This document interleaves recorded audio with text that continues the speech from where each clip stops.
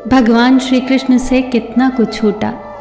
पहले माँ छूटी, फिर पिता छूटे, यशोदा और नंद बाबा मिले, फिर वो भी छूटे, संगी साथी छूटे, राधा भी छूटी, गोकुल छूटा, फिर मथुरा भी छूटी। श्री कृष्ण से जीवन भर कुछ न कुछ छूटता ही रहा।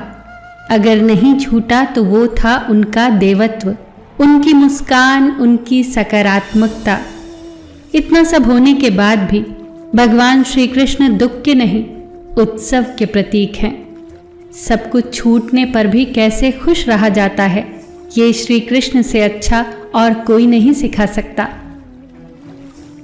माना कि दुनिया सुपर फास्ट है और आप कछुआ छाप, लेकिन इससे क्या फर्क पड़ता है। जीने के लिए चलते रहना जरूरी है, न कि बहुत तेज भागते रहना। भागने वाले थक जाते हैं, रुक जाते हैं, लेकिन चलने वाले चलते जाते हैं, चाहे जाना कितना भी दूर क्यों ना हो। चिंता से चतुराई घटे, घटे रूप और ज्ञान। चिंता बड़ी अभागिनी, चिंता चिता समान। तुलसी भरोसे राम के, निर्भय हो के सोए। अनहोनी होनी नहीं, होनी होए सो होए। किसी की सहायता करते समय ये मत सोचिए कि वो भविष्य में आपके काम आएगा। बस सहायता करके भूल जाइए, क्योंकि ये आशा का भाव ही भविष्य में आपके दुख का कारण बनता है। आप जो भी कर रहे हैं उसे परमात्मा देख रहा है, दूसरे जो कर रहे हैं उसे भी परमात्मा देख रहा है। न किसी को जताइए, न किसी को बताइए।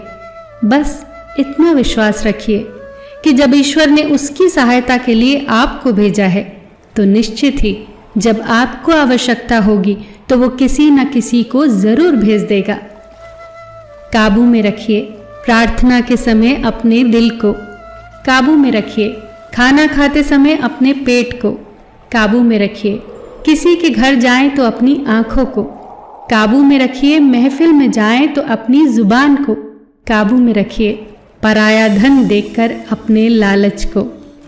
भूल जाएं अपनी नेकियों को, भूल जाएं दूसरों की गलतियों को, भूल जाएं अतीत के कड़वे संस्मरणों को।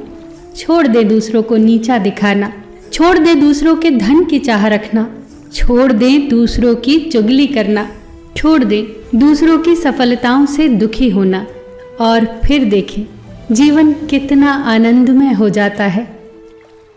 एक व्यक्ति ने एक फकीर से पूछा कि उत्सव मनाने का बेहतरीन दिन कौन सा है। फकीर ने मुस्कुराकर कहा, मौत से एक दिन पहले। व्यक्ति ने इस पर कहा, पर मौत का तो कोई दिन नहीं होता। फकीर हंसा और बोला, तो जिंदगी का हर दिन आखिरी समझो।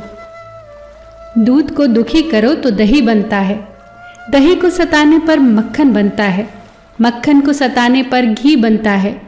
दूध से महंगा दही है, दही से महंगा मक्खन है, और मक्खन से घी है, किंतु इन चारों का रंग एक ही है, सफेद। इसका अर्थ हुआ कि बार बार दुख और संकट आने पर भी जो अपना रंग नहीं बदलता, समाज में उसका मूल्य बढ़ जाता है।